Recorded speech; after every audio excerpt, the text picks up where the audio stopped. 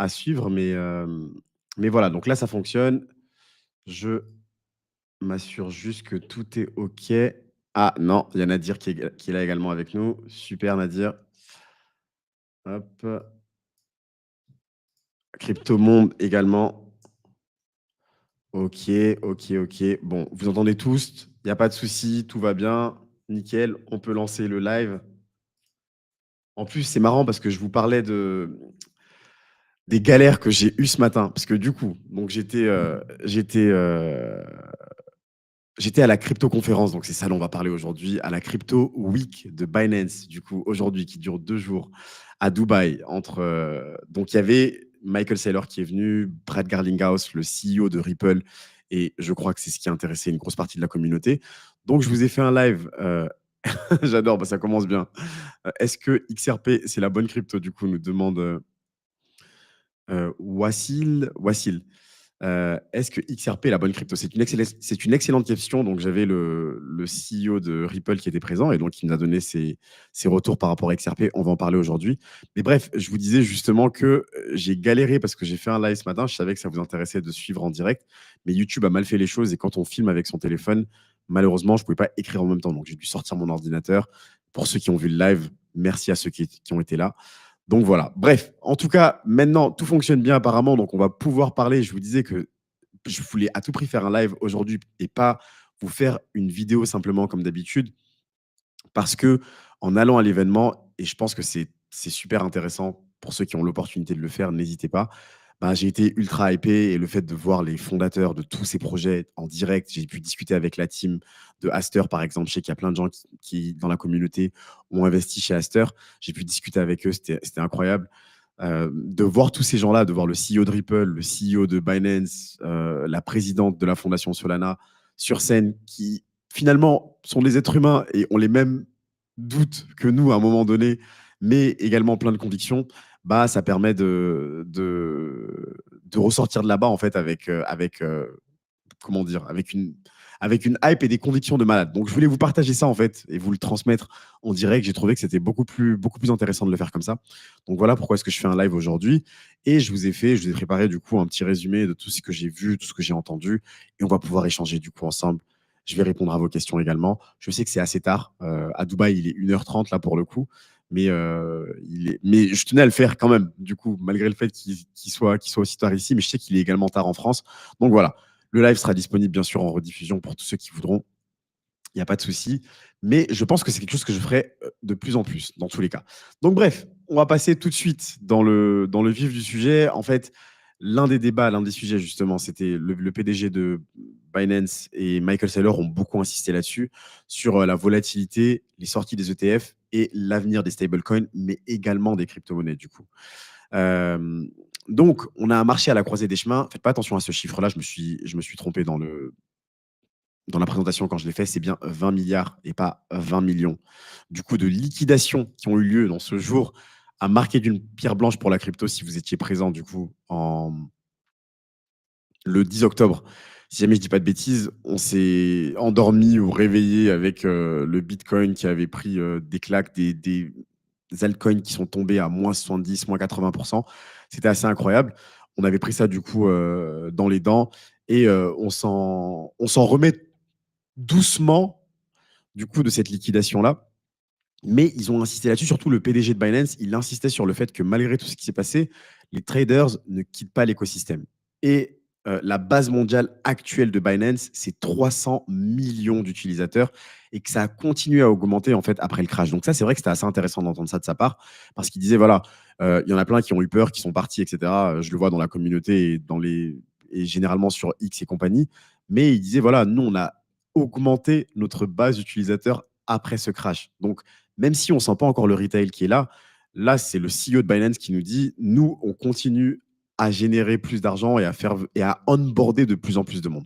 D'ailleurs, ça a été un sujet qui a été super intéressant et sur lequel il a insisté également sur l'onboarding de nouvelles populations. On en parlera un peu plus tard. Mais voilà, donc ça, c'est une information que je trouve capitale parce que je peux comprendre que ça fasse très peur quand on a des liquidations comme ça, des baisses qui sont catastrophiques. Et pour ceux qui sont noobs, hein, ceux qui viennent d'arriver dans l'écosystème, ils peuvent se dire: «Mais où est-ce que j'ai mis les pieds, en fait?» Je rentre et boum, des cryptos «solides» entre guillemets se prennent des -70. Ben, ceux qui y croient, ceux qui ont des convictions ont continué à rentrer et au contraire, il y a même de nouvelles personnes du coup qui sont venues. Donc voilà. Donc ça, je trouve que c'était un point qui était très, très intéressant du coup sur lequel il fallait insister et donc voilà, ne soyons pas, des mains faibles, n'ayons pas peur. Si on a des convictions, comme je vous le dis régulièrement, c'est dans votre tête. Si on croit réellement dans le token dans lequel on a investi, que ce soit Bitcoin ou XRP, parce que je vois que XRP Army, vous êtes présent en force et ça me fait plaisir. Mais n'ayez pas peur d'une chute, même de 70%. C'est vrai que ça peut faire mal au portefeuille, mais si vous avez une conviction, tenez la barre de votre bateau. Donc, on a Richard Teng, le CEO de Binance, qui a insisté sur l'adoption institutionnelle qui accélère. Elle ne ralentit pas. La baisse n'a pas fait peur aux institutions, au contraire. D'après lui, ça a été une manière pour les whales et les institutions, du coup, de rentrer de manière encore plus brutale sur l'écosystème à des prix qui étaient très intéressants pour eux. Donc voilà, il souligne que l'intégration institutionnelle, elle a doublé l'année dernière et à nouveau doublé cette année. Et il dit que si on double encore l'année prochaine, ça va être la folie. La rotation vers le stablecoin, parce qu'il y a eu beaucoup d'impressions de stablecoin, je vous en parlais dans la vidéo d'hier pour ceux qui l'ont vu, mais on a imprimé pour 20 milliards de stablecoins depuis le début du mois, dont 1 milliard en 24 heures mardi, si je ne dis pas de bêtises. Mais il dit du coup que la rotation vers les stablecoins, elle montre que les capitaux restent dans l'écosystème plutôt que d'en sortir. Parce qu'avant, quand on avait une chute type FTX ou bref, des chutes classiques dans l'écosystème crypto, les... l'argent sortait de l'écosystème. Il ne restait pas dans l'écosystème. Là, même quand il y a des baisses, les gens, quand ils prennent leur profit, ils vont juste se dire, bon, je transforme en stablecoin et je re-rentrerai éventuellement quand j'aurai une nouvelle opportunité. Donc ça, c'est un signe quand même que le marché est devenu beaucoup plus mature qu'avant. Donc, il faut le garder en tête. C'est très, très important. Salut à tous ceux qui nous rejoignent, hein. Nadir, Micro, Libre et Finance. XRP dépassera Visa et Mastercard. C'est une possibilité, honnêtement. Merci d'être avec nous, du coup. Charlie, bienvenue. Natou également, bienvenue. Allez, hop, vous savez quoi? Je crois que cet outil il a une super fonctionnalité qui est qu'on peut afficher. Je l'ai vu tout à l'heure. Comment est-ce que je le fais? Afficher le chat en direct. Comme ça sera encore plus interactif. Alors, laissez-moi une seconde que je retrouve comment j'ai fait ça. Hop.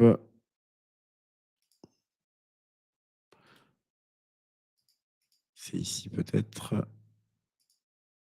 Non, je ne trouve pas. Bon, bref, c'est pas très grave. Écoutez, en tout cas, je vous vois dans les commentaires. Donc voilà, salut Jean-Charles, bienvenue. On continue. On a donc Brad Garlinghouse, super sympathique d'ailleurs, soit dit en passant, honnêtement. Bon, après, en même temps, quand on a plusieurs milliards en banque, j'imagine que la vie est plus belle. Mais il a fait plusieurs blagues à la conférence. C'était assez cool. Il a parlé du fait que la demande d'ETF ne fait que commencer pour eux, parce que pour ceux qui ne le savent pas, du coup, Ripple, XRP, pardon, a eu un lancement d'ETF le mois dernier, si jamais je ne dis pas de bêtises, et il a eu un démarrage canon qui était plus rapide que celui de Solana, pour information. Et donc, il a rappelé que les ETF crypto ne représentent que 1 à 2 du marché total des ETF. Les institutions qui étaient en retrait en raison de l'incertitude réglementaire, elles s'engagent maintenant. Et notamment sur XRP, les amis. Donc, il insistait là-dessus et il disait que dans ses estimations, on devrait avoir un doublement du coût de l'adoption institutionnelle d'ici la fin de l'année. Donc ça serait quand même assez costaud. Il ne parlait pas forcément par rapport à XRP, mais si jamais c'est le cas, en tout cas, faites les calculs par rapport à tout ce qui est rentré actuellement.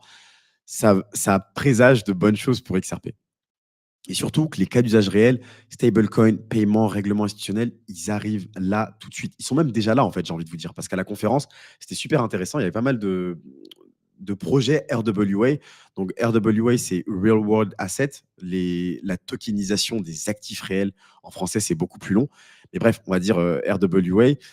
Il y avait un projet notamment qui avait tokenisé les premiers immeubles du coup dans le monde. C'était un projet pardon qui avait été lancé à 100% du coup en tokenisation et c'était le premier projet. J'ai pas vraiment eu le temps d'aller là-bas, mais peut-être que demain je prendrai le temps de le faire.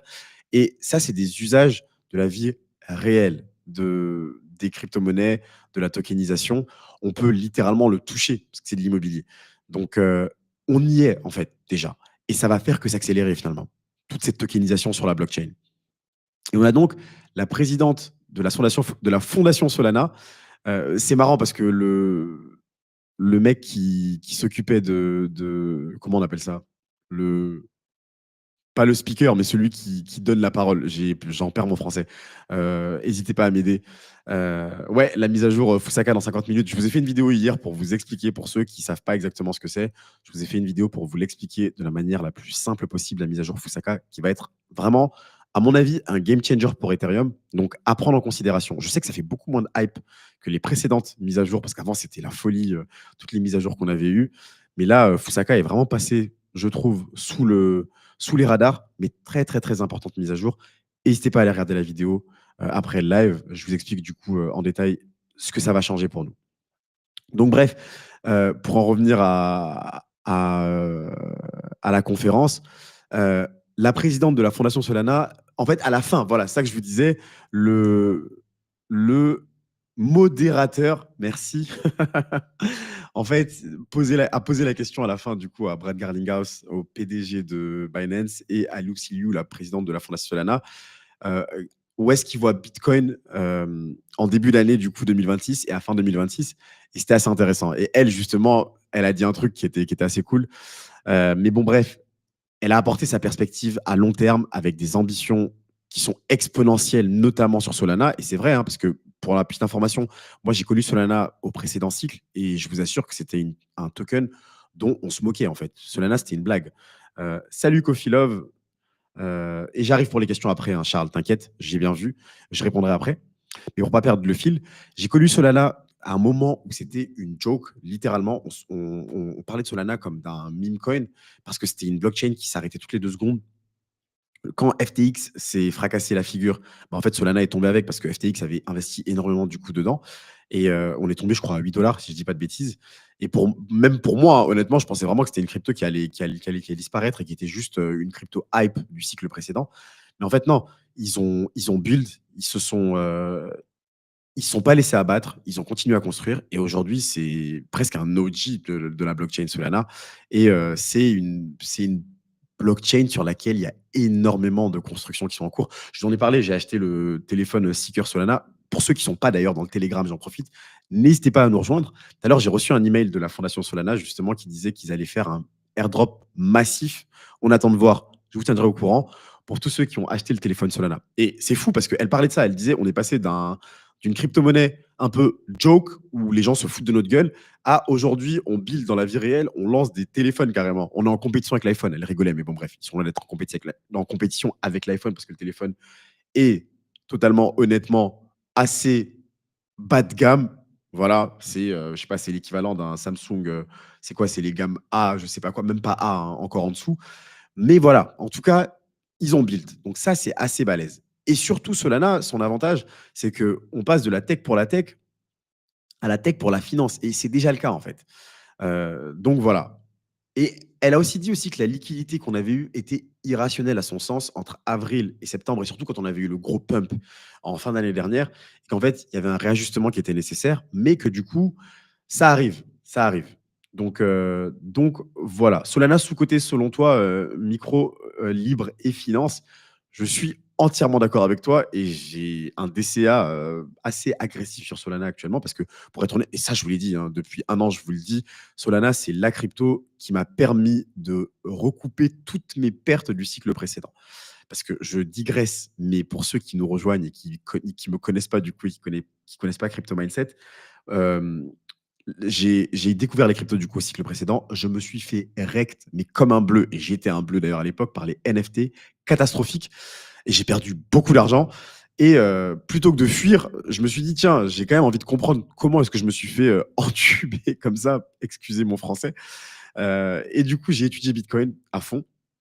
Et je me suis dit que c'était de la folie, en fait, ce truc-là, parce que j'avais carrément sous-estimé le Bitcoin, parce que je suis un grand fan de Warren Buffett qui disait que c'était un scam.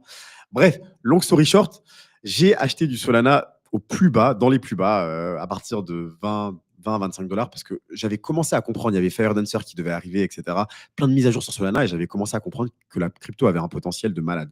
Et c'est dessus que j'ai gagné j'ai fait mes plus gros gains parce que j'en ai vendu aux alentours de 250 $ et ça m'a permis de rattraper toutes mes pertes précédentes. Donc Solana, pour moi, très, très, très sous-évalué. Encore une fois, not financial advice. D'ailleurs, tiens, je vais vous mettre un petit bandeau déroulant. Not financial advice. Et ouais, c'est la loi, hein. Mais au-delà de ça, je sais que vous êtes une communauté, j'ai beaucoup de chance, je vous le dis souvent, extrêmement mature et vous avez jamais remis qu'importe la faute sur moi. Mais voilà, c'est obligatoire dans tous les cas, donc je le fais. Mais voilà, pour moi, vous connaissez ma liste des 7 cryptos que je garde jusqu'à la fin du cycle. Il y a Solana là-dedans, XRP en bonus, bien sûr. Mais Solana est un peu mon game changer du coup sur ce cycle. Donc je pense oui, sous-évalué. Et c'est pour ça que j'étais très content d'ailleurs de pouvoir parler avec pas mal de gens de la team Solana également qui étaient présents aujourd'hui, parce qu'ils pensent pareil. Ouais, alors par rapport à la hausse, je vous en parle dans la vidéo d'hier, MZMH. Est-ce que la hausse d'Ethereum est liée à Fusaka? Il y a, à mon avis, en tout cas, une partie, parce que encore une fois, cette mise à jour, pour moi, ça va être la plus importante d'ailleurs non, la deuxième plus importante. Euh, Après celle qui nous a permis de passer je ne me rappelle même plus du nom d'ailleurs, de Proof of Work à Proof of Stake sur Ethereum, celle-là va être extrêmement importante. Donc, je pense qu'il y a des chances que ce soit dû à ça. Mais alors, attention, je vous le dis dans la vidéo également, il y a souvent un événement sell the news, parce que les gens achètent avant, et une fois que la mise à jour va passer, il y a des chances qu'on ait quand même un dip, parce que les gens vont prendre leur profit. Donc, attention, dans tous les cas, essayez pas de faire de petits coups comme ça. Franchement, moi, c'est pas ce que je vous conseille. Encore une fois, je ne suis pas un trader professionnel et je vous déconseille de le faire. Je pense que vous êtes comme moi, vous êtes des petits retail qui mettez une partie de vos économies dans la crypto-monnaie. J'essaye de ne pas timer le marché, honnêtement. J'essaie d'investir par conviction à moyen, long terme. L'objectif, c'est de gagner de l'argent à la fin, avant la fin du cycle. Donc voilà. Mais en tout cas, Ethereum, c'est aussi un bag que j'ai, hein. Honnêtement, je les stake. Voilà, j'ai des Ethereum stakés. Et c'est un projet sur lequel je crois déjà à long terme parce que c'est Ethereum. Je ne vais pas vous faire la liste de toutes les raisons ici. Mais en plus de ça, effectivement, cette mise à jour-là va être très importante. Donc voilà. Solana, en tout cas, la présidente de la Fondation Solana est quelqu'un de très très charmant également et qui a de grosses convictions et qui est assez bullish, pour être honnête. Donc, on en parlera après parce qu'elle a donné sa prévision du coup sur le Bitcoin. On continue. Je suis qu'à la deuxième slide et je pensais que ça allait durer qu'une heure, mais c'est très très intéressant d'échanger avec vous. Je pense que je vais le faire plus souvent, honnêtement, les amis. On va faire peut-être un live hebdomadaire pour pouvoir faire le point. N'hésitez pas d'ailleurs à liker le live parce que ça permet du coup de soutenir la chaîne à fond et de le proposer du coup à d'autres personnes qui ne sont pas abonnées. Du coup, partageons nos échanges au maximum de personnes. Bref, ils ont beaucoup parlé, ça c'était le PDG de Binance qui a beaucoup parlé des stablecoins parce que il y a beaucoup de gens qui s'inquiètent du coup de voir qu'il y ait autant de stablecoins qui sont imprimés. D'ailleurs, il y avait USDC également qui était présent, qui offrait des cafés, c'était marrant. Je me disais que j'ai bu des cafés gratos grâce à tout l'argent qu'on a dépensé sur les stablecoins. Mais bref, l'un des signaux les plus significatifs pendant là, le crash qu'on a eu, c'était la forte rotation vers les stablecoins. Donc ça a fait peur à certaines personnes, mais la tendance, au contraire, elle révèle plusieurs avantages. Les stablecoins, déjà, c'est un règlement instantané. Il est stable, d'où son nom d'ailleurs, stablecoin. On a de la liquidité qui est constante, sans dépendance bancaire, parce qu'avant, forcément, on devait faire appel aux banques pour ça. Combien de gens ont eu leurs comptes qui ont été fermés à cause de ça? Et surtout, on peut déplacer les capitaux de manière globale. Pour ceux qui ont déjà fait des virements à l'étranger, à l'époque, moi j'ai travaillé à la banque pour information, à la Société Générale pendant 5 ans. Quand on faisait, je me rappelle à l'époque, hein, donc je vous parle de, je suis un vieux, mais il y a 10 ans, un peu plus de 10 ans, pour faire un virement, on prenait un bordereau, c'était de la folie. Un virement à l'étranger, la personne devait faire un bordereau, on devait l'envoyer à un autre service par fax, et ça prenait grosso modo une semaine avant même que l'argent bouge, je crois, jamais je dis pas de bêtises. Donc, aujourd'hui, avec des stablecoins, vous pouvez envoyer de l'argent à votre, je sais pas, tante ou grand-mère qui est à l'autre bout du monde en quelques secondes. C'est un game changer. Et avec des blockchains comme XRP notamment, XRP Army, ça va aller encore plus vite et ce sera encore plus simple. Et aujourd'hui, les entreprises, elles utilisent des stablecoins. Donc ça, il faut le prendre en compte quand on voit qu'il y a beaucoup de stablecoins qui sont imprimés. Il y a des entreprises qui les utilisent simplement en day-to-day, mais également des institutions. Donc ça, c'est très, très, très, très important. Ah oui, je vous ai mis des petites, le stablecoin Ripple, c'est ça que j'avais noté, ça c'est clé. Le stablecoin Ripple, il dispose maintenant d'une approbation pardon, réglementaire aux Émirats arabes unis, donc où il y a la conférence, ce qui débloque des paiements réels qui n'étaient pas possibles auparavant. Et d'ailleurs, les Émirats arabes unis sont grave en avance par rapport à l'Europe, les gars, et notamment la France en termes de blockchain. C'est la folie, hein. Franchement, ici, j'ai été choqué par tout ce qu'ils mettent en place, tout ce que le gouvernement veut mettre en place par rapport à la blockchain. Donc, d'ailleurs, justement, ça fait la transition parfaite par rapport aux Émirats arabes unis. En 2015, parce il y a un chair du coup du gouvernement, je ne sais plus exactement comment il s'appelle, honnêtement, je ne vais pas vous dire de bêtises, qui était présent du coup et qui en a parlé. Donc, les Émirats arabes unis ont formé l'un des premiers conseils crypto au monde en 2015. Donc, les mecs étaient vachement en avance. Euh, donc, 2024, les tribunaux fédéraux américains ont apporté de la clarté sur XRP. On a eu le fameux règlement du coup de la SEC. Les Émirats arabes unis ont voté une nouvelle loi de la Banque centrale qui intègre la crypto et la DeFi. D'ailleurs, vous pouvez le voir de partout ici. Les banques en fait ont des grosses publicités pour pouvoir acheter de la crypto. Donc voilà. Et on va avoir normalement le Clarity Act en 2026 avec une législation sur les stablecoins qui va gagner du terrain du coup aux États-Unis. Et donc, Tonton Brad a insisté là-dessus en disant qu'on assiste à une véritable clarté réglementaire et que ça va tout changer pour XRP. Voilà. Donc, je balance ça ici. XRP Army, c'est pas moi qui le dis, c'est Brad Garlinghouse. Donc, voilà, c'était Omar Al-Olama. J'avais pensé à Obama quand j'ai vu son nom, mais bon, bref. Qui dit que leur position ne changera pas. Elle n'a jamais changé et elle ne changera pas, au contraire, parce que les Émirats arabes unis considèrent la blockchain et les actifs numériques comme faisant partie de leur plan économique à long terme. Donc voilà. Ce qui est super top ici, par rapport aux États-Unis et à l'Europe, c'est que c'est extrêmement clair, en fait. Les entreprises savent où elles vont. Et d'ailleurs, je pense que c'est pour ça que Binance euh, son événement crypto annuel, du coup, ici, parce que justement, c'est extrêmement clair. Il n'y a pas de surprise. Euh, c'est quoi la banque? C'est XRP, micro. Donc, les marchés de croissance pour le PDG du coup de Binance, il parlait de la Chine notamment parce que je vous ai fait une vidéo d'ailleurs dessus il y a quelques jours, je crois que c'était lundi. La Chine a banni à nouveau, a réaffirmé en tout cas le fait qu'elle ne veut pas de crypto-monnaie sur son territoire officiellement, parce qu'officieusement, ils accélèrent dans le mining de Bitcoin par derrière. Mais bref, Richard Tang parlait de la Chine, parce que je crois qu'il est chinois en plus. Il disait que leur objectif, quand même, ultime, c'est de pouvoir s'ouvrir au marché chinois, parce qu'il disait qu'il y avait tellement de gens à onboarder. Et son objectif, du coup, c'est de passer de 300 millions à 1 milliard d'utilisateurs d'ici à 2028, si jamais je dis pas de bêtises. Donc, c'est quoi? C'est demain, grosso modo. C'est le prochain cycle, en fait. Donc, 1 milliard d'utilisateurs, vous imaginez. Chez juste Binance, hein, on ne parle pas des autres trucs, des autres, comment on appelle ça? Des autres exchanges, juste chez Binance. Donc ça, c'est plutôt cool. Donc voilà. Il parlait de l'harmonisation réglementaire et elle arrive. Du coup, on espère, en tout cas aux États-Unis, en France, etc., etc. Et donc, les prévisions à long terme, je vous en parlais tout à l'heure. Lucy Liu, qui est la présidente de Solana, elle a dit 100K, mais en fait, c'était intéressant parce qu'elle a dit, en fait, les gens dans la salle parce qu'au début, ils ne voulaient pas répondre, bien sûr, tous les deux, quand le modérateur leur a posé la question où est-ce qu'ils voyaient Bitcoin pour début 2026 et fin 2026.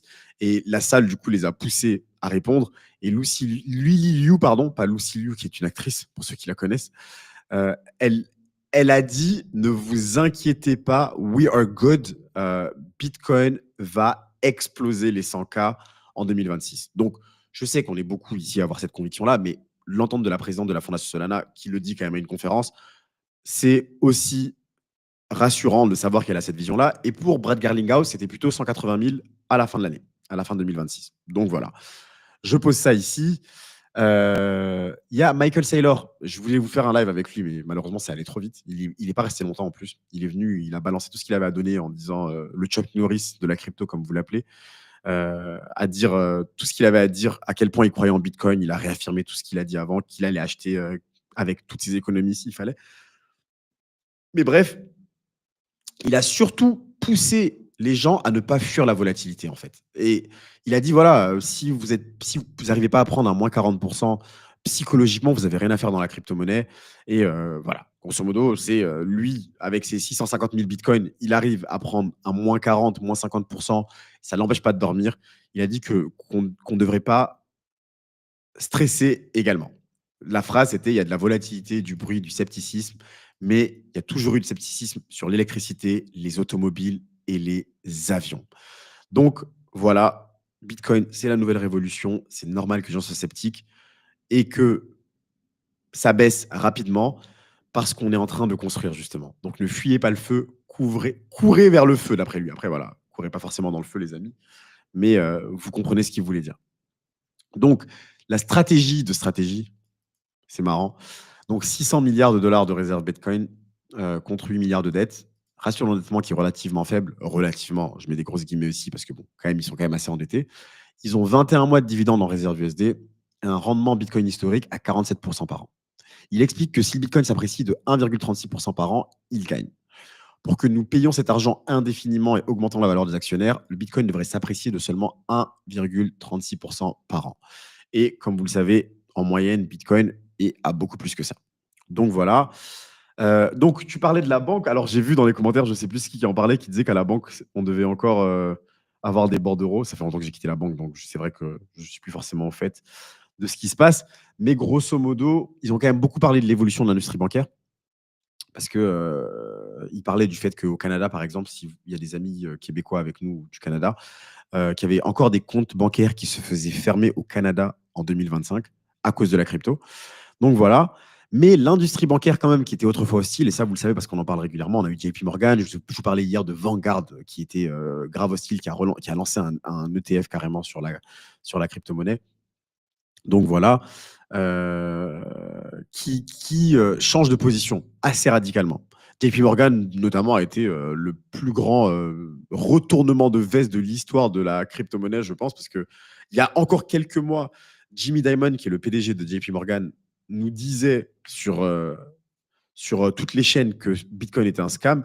Et finalement, JP Morgan est maintenant la banque qui dit que Bitcoin est sous-évalué de plus de 60% maintenant, du coup, au cours actuel. Donc voilà. Saylor, en tout cas, a insisté là-dessus en disant que les 8 des 10 principales banques américaines sont maintenant engagées dans le prêt des crypto-monnaies, carrément. Donc c'est dingue. Hein. Pour ceux qui nous rejoignent à ce cycle-là, les amis, il y a 3 ans, il n'y a même pas 3 ans, on se faisait, mais même en France, j'ai un compte. Alors, c'était quelle banque qui m'a écrit? Parce que je vais pas casser du sucre sur le dos de la mauvaise banque. C'était, je crois, la BNP, si je ne dis pas de bêtises, qui m'a écrit en 2023 pour me dire que je risquais qu'on ferme mon compte parce que j'avais fait un transfert de la BNP vers Crypto.com à l'époque. Donc voilà. Et aujourd'hui, on a les 8 principales banques américaines qui font carrément des prêts en crypto-monnaie. En fait, j'insiste là-dessus juste pour que vous preniez un peu de recul et qu'on se rende compte à quel point c'est complètement dingue, en fait. Donc, franchement, Saylor à la Banque centrale, ouais, ça serait cool. Ça serait vraiment cool. Ok, Bibi, pour le live F2, je pense qu'on va faire ça. Je pense qu'on va faire ça parce que c'est beaucoup mieux en plus d'échanger en direct comme ça. Et donc, on a plus de 60 entreprises cotées en bourse qui détiennent désormais des actifs crypto de manière substantielle. Depuis l'approbation de l'ETF Bitcoin en janvier, il y a maintenant 85 fonds de ce type dans le monde. C'est une dinguerie. Donc voilà, le prochain cycle, s'il y a encore des cycles d'ailleurs, il sera construit sur l'utilité réelle, pas sur la spéculation. La spéculation maintenant, c'est plus sur le Bitcoin en tout cas, c'est plutôt sur les autres crypto-monnaies. Donc voilà, la liquidité et l'utilité, si on s'y compte maintenant, on en a beaucoup parlé de la liquidité, du coup, on espère que Tonton Borrell va, comme tu dis, va potentiellement d'ailleurs partir, donc on verra, mais en tout cas qu'il appuie sur le bouton.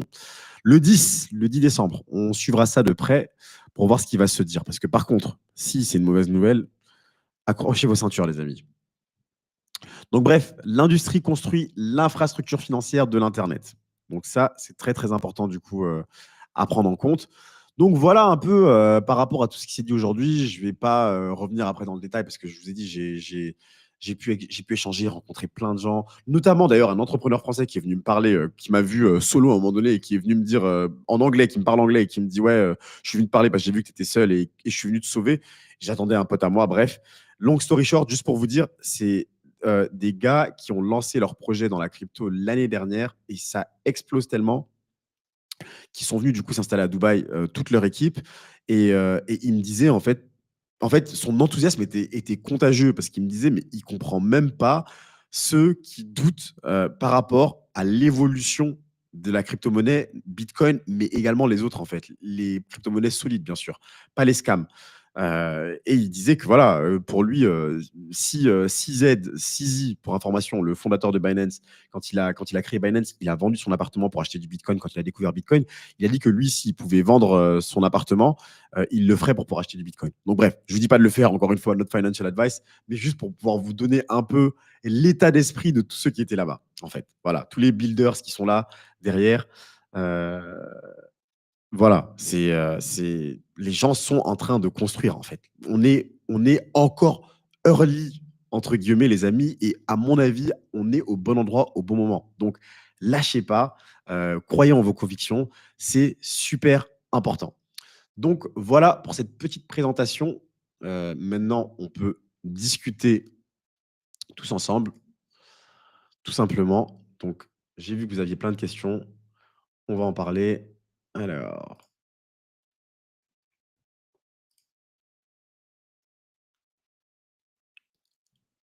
Alors, Gary, lequel de Gary du coup?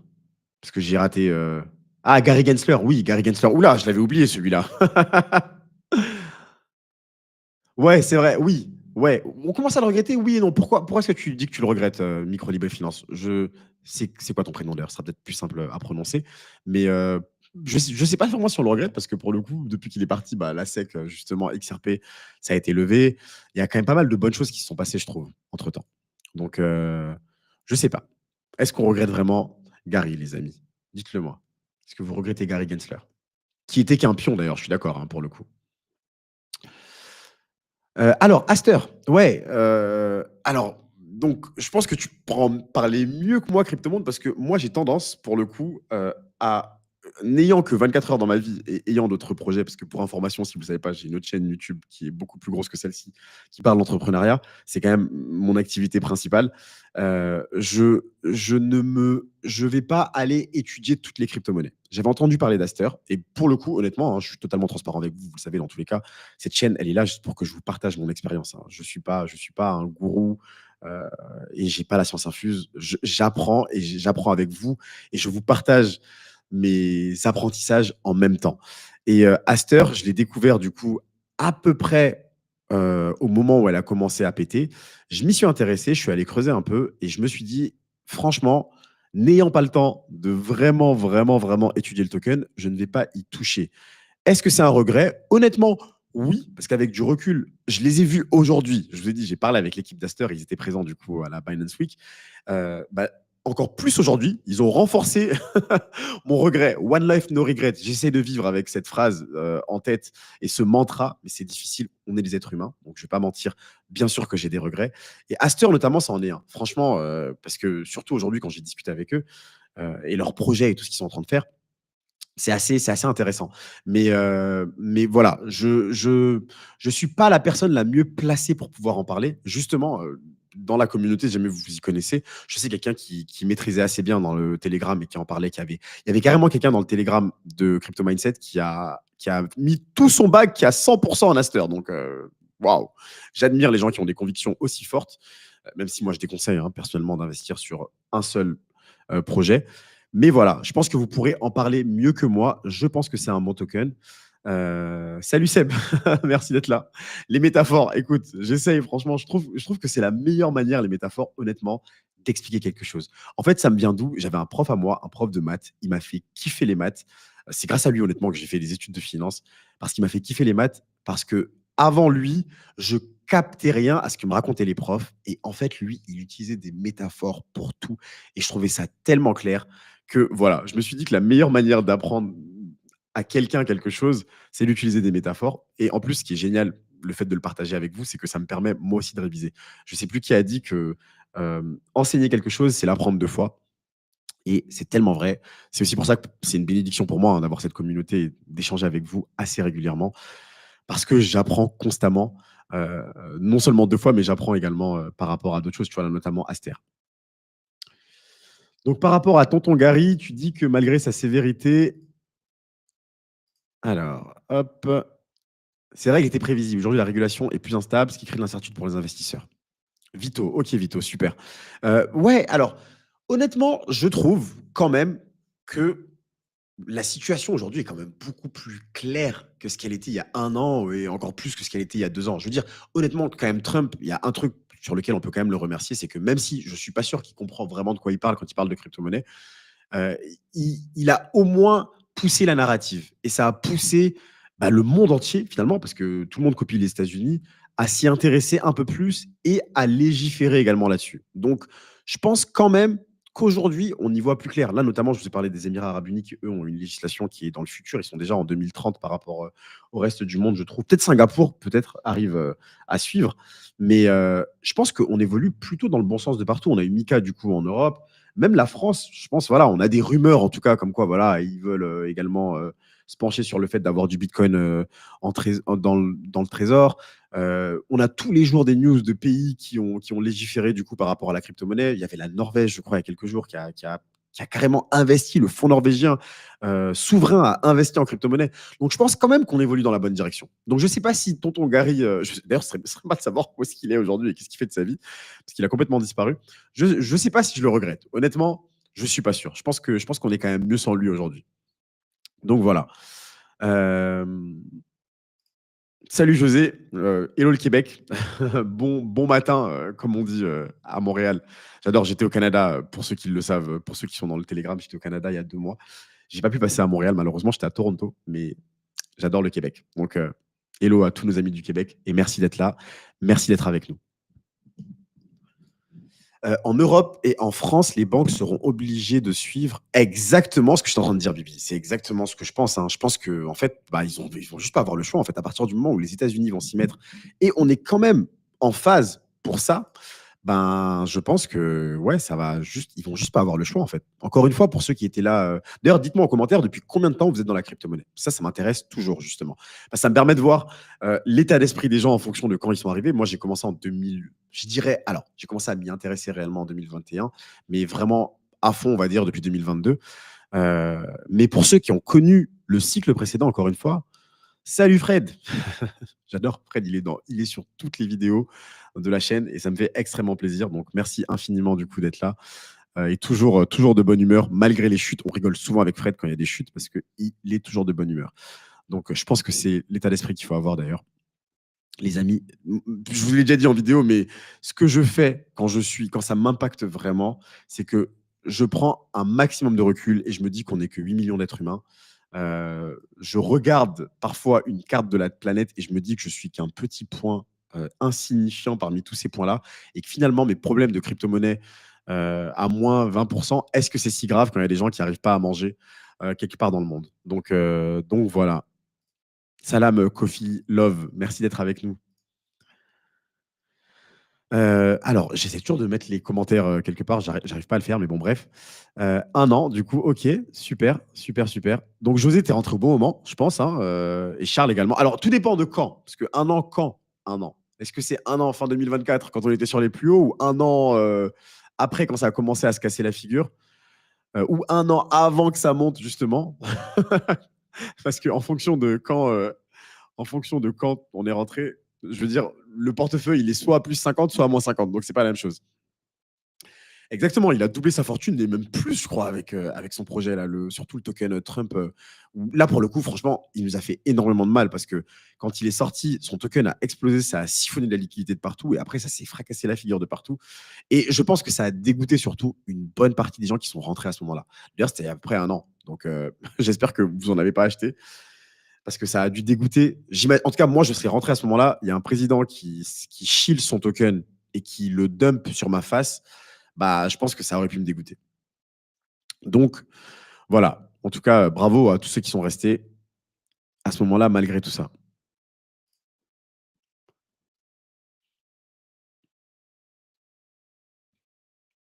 Alors, petite astuce pour garder le sourire. Inversez votre graphique en bougie rouge, en vert. Et... ouais, comme ça là, tu arnaques littéralement ton cerveau. Et je pense que, ouais, je pense que c'est une bonne méthode, en tout cas, En tout cas, encore une fois, franchement, tant que vous avez des convictions, en fait, si vous savez pourquoi vous avez investi, en fait, c'est ça qui aide également. Parce que j'ai un ami à moi qui est venu manger hier soir à la maison et qui me demandait des conseils par rapport à la crypto et tout. Voilà. j'aime pas donner de conseils. Moi, je dis souvent ce que je fais, tout simplement. Comme ça, vous savez ce que je suis en train de faire. Et voilà, je voulais prouver quand c'est tombé d'ailleurs, parce que je savais que vous étiez mal. Après, j'ai mes wallets, et tout, etc. Mais je l'ai fait une fois. Je dis surtout ce que je fais.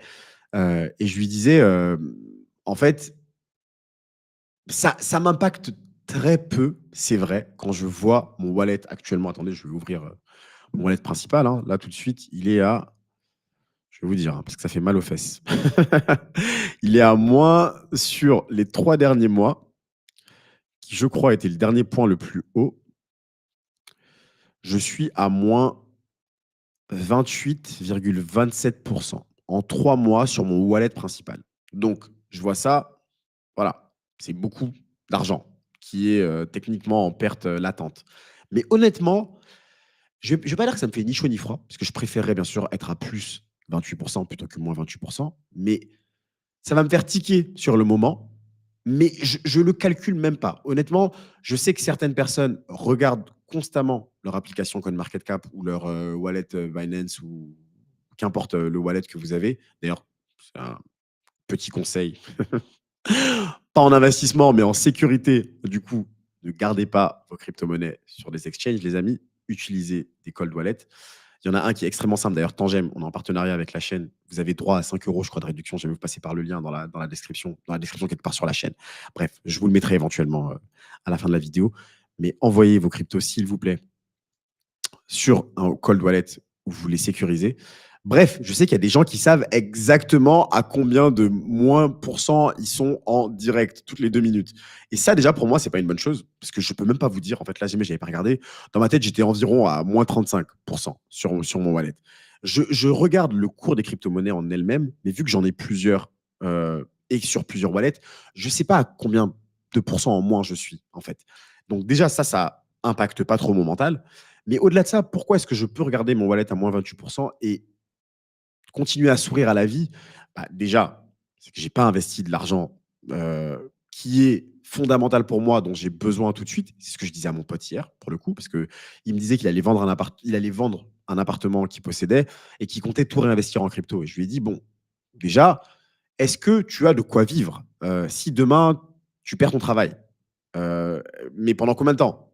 Parce que il y a un créateur de contenu que j'adore, que j'apprécie beaucoup sur Internet, qui s'appelle Alex Hormozy, c'est un Américain, qui dit que le fait de d'avoir de quoi manger, d'avoir un toit et d'avoir un matelas assez confortable pour pouvoir tenir pendant assez longtemps, en fait, ça vous permet de prendre des risques beaucoup plus élevés parce que vous êtes serein. Et cette sérénité-là, elle est importante quand vous investissez parce que la chaîne s'appelle Crypto Mindset. Pour moi, le mindset, ça fait tout, littéralement.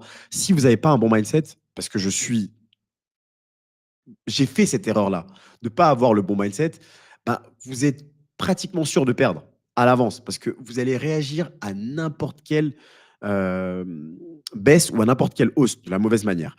Donc, déjà, ça, c'est super important. N'investissez pas plus que ce que vous pouvez mettre de côté pendant longtemps. Je déteste dire n'investissez pas plus que ce que vous pouvez perdre parce que moi, je n'ai pas investi dans la crypto-monnaie pour perdre de l'argent, les amis. Non, je suis là pour en gagner. Je ne suis pas là pour en perdre. Je veux dire, l'argent que j'ai mis là-dedans, autant je peux le voir à moins 80%, il n'y a pas de souci, mais j'ai pas envie de le voir à zéro, à moins 100%. Ce n'est pas l'objectif. Non, pas du tout. Donc, mettez de l'argent que vous pouvez laisser de côté pendant X temps, sans problème, sans que ça vous stresse plus que ça.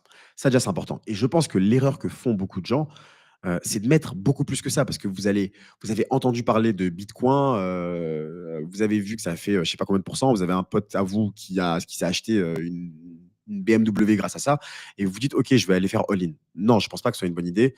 Ça, en plus, c'est les conseils de banquier, parce qu'à la banque, on vous le dit, même si les conseils de la banque, je ne devrais pas dire ça, mais la plupart du temps, c'est des mauvais conseils financiers. Mais en tout cas, à la banque, on vous dit un truc, on vous dit quand même qu'il faut pas mettre tous dans le même panier. Donc, garder de l'épargne de précaution, ça c'est un. De deux, c'est ayez des convictions. Parce que les deux vont ensemble. Une fois que vous avez de l'épargne de précaution et que vous n'avez pas investi tout l'argent dont vous avez besoin pour vivre, bah en fait, quand vous avez des convictions, je vous jure, mais en fait, je le vois avec la XRP Army. Je pense que à chaque fois que je parle de XRP en baisse, la XRP Army me dit je renforce. C'est une opportunité de renforcer. Et franchement, je suis impressionné par le mental des gens qui investissent dans XRP. C'est presque une secte, j'ai l'impression parfois. Je me dis, mais c'est fou parce que les gens, ils croient d'une manière tellement puissante. Ils croient tous que le token va atteindre 50 $, 100 $, 1000 $. Et c'est fou. La conviction est tellement forte quand je parle avec les possesseurs d'XRP que pour moi, c'est toujours une leçon. Je me dis, waouh, j'aimerais avoir des convictions aussi puissantes. Donc, je vais étudier encore plus pour développer mes convictions. Et une fois que vous avez ces convictions-là, bah, en fait, tout roule. Je veux dire, ça peut tomber, il peut, voilà, tout peut se passer. Encore une fois, à moins qu'il y ait un Black Swan et un cataclysme, et je vous fais souvent cette blague en vous disant que Satoshi se réveille et ils nous disent qu'ils nous ont tubés et que en fait c'était une blague et qu'il commence à fourguer ses bitcoins. Et encore, même là, aujourd'hui, le réseau est tellement puissant que finalement, il n'aurait pas tant d'impact que ça, à mon avis. Mais bref, à part vraiment un événement qui est imprévisible, quand vous avez des convictions, vous dormez tranquillement. Moi, je sais que les crypto-monnaies que j'ai étudiées et que j'ai mis dans mon portefeuille, je les ai mis dans mon portefeuille pour une raison. Je ne les ai pas mis dans mon portefeuille parce qu'il y a un créateur de contenu qui en a parlé ou parce que mon meilleur pote m'a dit d'investir dedans. Non. Si mon meilleur pote ou un créateur de contenu en parle et que ça m'intéresse, je vais aller étudier le truc à mort, en fait, avant de le faire. Mais c'est pareil pour tous les investissements, que ce soit l'immobilier, bref, tout le reste, je vais aller étudier avant de mettre mon argent parce que vous avez travaillé tellement dur, les amis. Vous avez travaillé tellement dur. Vous avez échangé votre temps contre de l'argent et cet argent-là, il a de la valeur. Donc, ne le mettez pas n'importe comment dans un investissement. Réfléchissez-y. Et une fois que vous le faites, bah, c'est pour les bonnes raisons. Et normalement, vous n'avez pas de stress, en fait. Vous savez que, je sais pas, si vous achetez un appartement sur les Champs-Élysées, à Paris, franchement, si jamais l'appartement baisse en valeur de 10% parce que, je sais pas moi, les Qataris ont arrêté d'aller faire leurs courses sur les Champs-Élysées parce qu'il y a un incident diplomatique entre la France et le Qatar. Je sais pas, je dis une bêtise, hein, je ne suis pas du tout expert des Champs-Élysées. Mais est-ce que vous allez vraiment paniquer et vous dire c'est un mauvais investissement? Non, je pense pas, honnêtement. Je veux dire, vous avez un appartement sur les fucking Champs-Élysées, quoi. Genre l'avenue la plus chère du monde. Je sais pas si c'est encore le cas, mais voilà. Et j'ai l'impression que la XRP Army dont je vous parlais, ils ont une conviction type Champs-Élysées, en fait. C'est un truc, ou Manhattan, je sais pas moi, ou euh, bref, un endroit où ça tombera jamais. Bah, ils ont cette conviction-là. Et une fois que vous avez cette conviction-là, je vous assure, vous dormez mais tellement bien. Il n'y a pas de souci. Je veux dire, ça tombe 30%, 40%. Ok, c'est pas grave, j'en achète plus parce que je sais que c'est de la bonne cam et qu'en fait, ça va remonter. La valeur réelle, elle est juste, elle se reflète juste pas encore dans le prix, en fait. Et Warren Buffett le dit très bien. Il dit le travail justement d'un investisseur, en fait, à l'époque, comment il a commencé à investir, c'est dans des mégots de cigares. Je fais une digression, mais j'ai sa biographie, qui est un de mes livres préférés. Elle est incroyable. L'histoire de Warren Buffett est incroyable.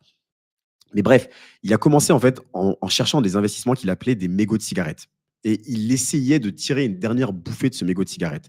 Ça voulait dire qu'il cherchait des entreprises qui étaient extrêmement sous-évaluées, qui étaient même considérées comme pratiquement mortes. Mais en fait, en analysant le bilan, il se rendait compte que cette entreprise avait un élément particulier que personne ne voyait, qui avait une valeur incroyable. Et en fait, il allait tirer du coup la dernière bouffée d'oxygène de cette entreprise-là en la rachetant, en tirant la valeur du coup de ce truc-là et next. Il la refourguait et il passait à autre chose.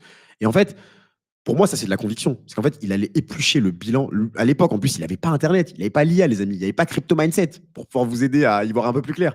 Il devait aller changer de ville. Les États-Unis, c'est gigantesque comme pays. Il devait passer, je sais pas, je dis une bêtise, il habite à Omaha, dans le Nebraska. Il devait aller à New York, donc prendre des trains, voyager, etc., pour pouvoir aller lire un bilan et se construire cette conviction-là. Vous avez juste à ouvrir ChatGPT et lui demander, OK, qu'est-ce que tu penses d'Aster?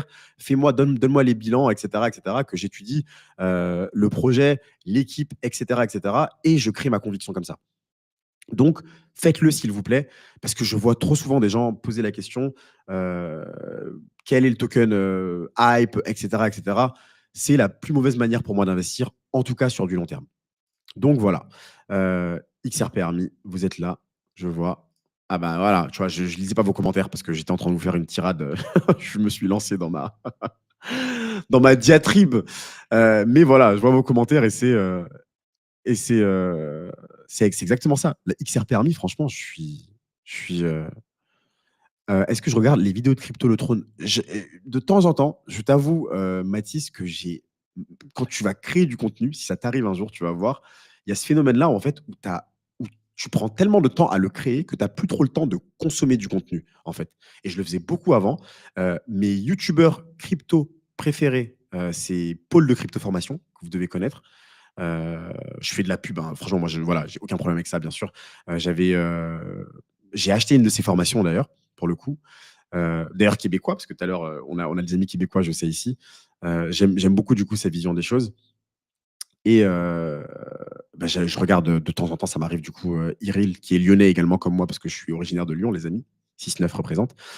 Crypto le Trône, franchement, j'ai dû regarder peut-être une dizaine de vidéos. Je regarde pas régulièrement, mais je sais qu'il faisait du contenu d'excellente qualité.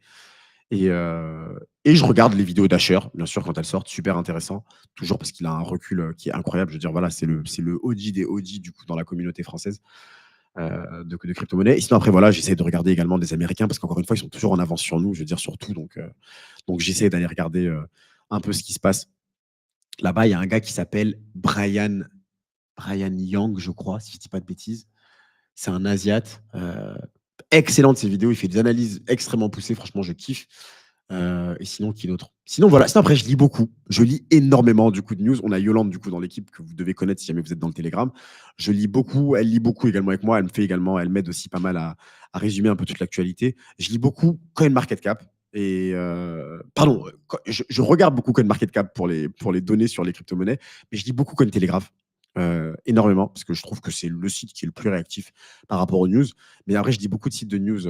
Du coup, attendez, je vais vous partager un peu, parce que je vous parle de tout ça, mais tant qu'à faire, je peux vous les partager, comme ça, vous allez voir en même temps ce dont je parle.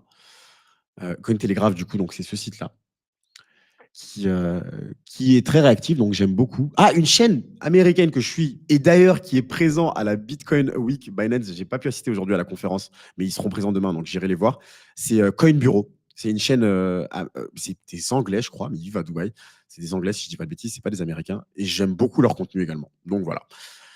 Voilà un peu comment est-ce que je truc. Mais j'essaie également, bien sûr, aussi de prendre beaucoup de recul et de pas forcément me faire, quand je vous prépare une vidéo, ce que je fais déjà quand je prépare une vidéo, c'est que je regarde jamais de contenu avant faire, pour pas du tout biaiser ma vision des choses. Même si encore une fois, moi, je ne fais pas d'analyse technique ou ce genre de choses-là, et c'est beaucoup de mindset et d'analyse du coup de news. L'objectif de Crypto Mindset, c'est de simplifier en fait la crypto-monnaie pour tous, parce que je suis passé par là et j'y comprenais strictement rien. En fait, je me rappelle à mon époque, il y avait pas il y avait très peu de vulgarisation. Tu tombais sur un créateur qui te parlait de bonnes de Bollinger, je sais pas, de DeFi, etc., etc. J'y comprenais strictement rien. Donc je me suis dit, si moi je lance une chaîne et que j'en parle, je vais essayer de faire en sorte que ce soit le plus accessible possible pour le commun des mortels et pour le pecno moyen que j'étais, que je suis encore aujourd'hui d'ailleurs, simplement. Donc voilà, je ne sais pas si ça répond à ta question. Mathis. Alors, salut Junior depuis Abidjan. J'étais en Côte d'Ivoire en novembre dernier. Ah oui, une de mes passions, moi, c'est le voyage. D'ailleurs, pour le coup, jamais je devrais lancer notre chaîne YouTube, ce serait sur le voyage. Donc j'adore voyager. Et c'est pour ça que j'essaie de faire beaucoup d'argent en crypto, les amis. Parce que ça coûte cher de voyager. Donc Abidjan, magnifique ville, franchement, et les Ivoiriens surtout, une population incroyable, extrêmement positive. Eux, je pense qu'ils peuvent investir en crypto-monnaie et se prendre des moins 40%, il n'y a pas de souci. Malgré la guerre, les mecs, ils dansaient, ils ont inventé une danse alors qu'ils étaient en guerre civile. Donc voilà. Voilà le mindset qu'on veut, les amis. C'est le mindset qu'on veut. Casse pas, casse pas, casse pas. Pour le coup, c'est mon point de vue encore une fois, mais très très bonne crypto-monnaie, à mon avis, qui a un gros potentiel.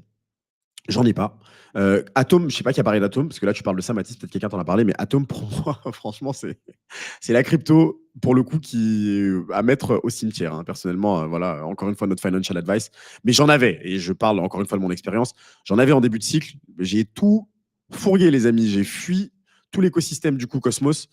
Parce que l'écosystème en lui-même, non, pardon, l'écosystème, parce que c'est méchant ce que je dis, l'écosystème en lui-même est super intéressant, Cosmos, mais Atom en lui-même en tant que token n'a, à mon sens, plus aucune utilité.